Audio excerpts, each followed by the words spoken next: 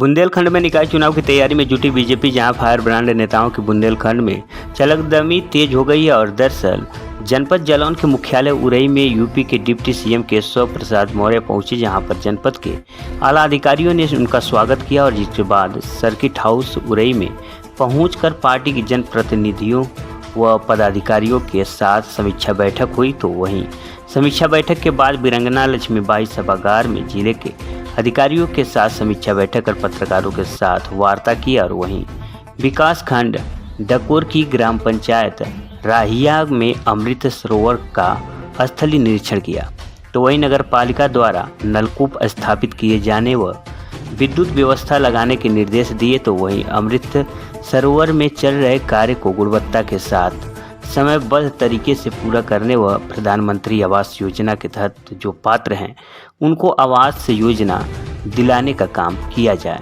फिलहाल क्या कुछ कहा डिप्टी सीएम केशव प्रसाद मौर्य ने, आपको सुनवाते हैं। मैंने भारतीय जनता पार्टी संगठन के साथ विस्तार से बैठक की थी। फिर संगठन के जो माननीय हमारे जनप्रतिनिधिगण हैं उनके साथ बैठक की थी। और इसके बाद ये समीक्षा बैठक हो रही है।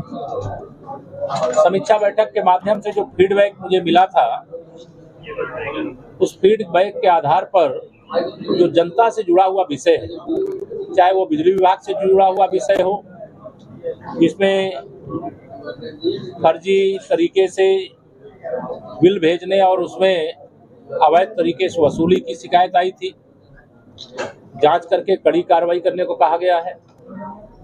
यहाँ आरटीओ डिपार्टमेंट की भी शिकायत थी, स्वास्थ्य विभाग की भी शिकायत थी।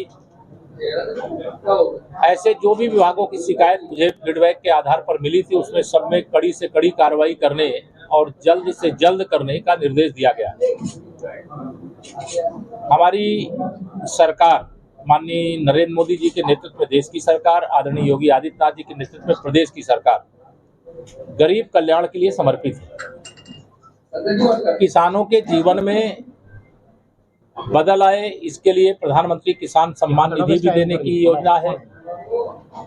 शुरुआती दौर में यहाँ सूखे की स्थिति थी और बाद में आज की स्थिति यह है कि थोड़ा वर्षा अधिक होने के कारण किसानों को कुछ नुकसान हुआ है। उसका सर्वे करा करके उनको तत्काल मुआवजा वितरित करने, यहाँ अन्ना पशुओं की जो समस्या है उस समस्या का समाधान करने, जो लंपी रोग है उस रोग से जो ग्रस्त हैं उनका वैक्सीनेशन करने, और जो यहाँ गो अभयारण्य बड़ा बन रहा था उसको तत्काल कंप्लीट कराने, यमुना जी पर जो सेतु का निर्माण हो रहा है वो जो अधूरा काम है उसको भी बिना देरी किए पूरा करने। मैंने भारतीय जनता पार्टी संगठन के साथ विस्तार से बैठक की थी।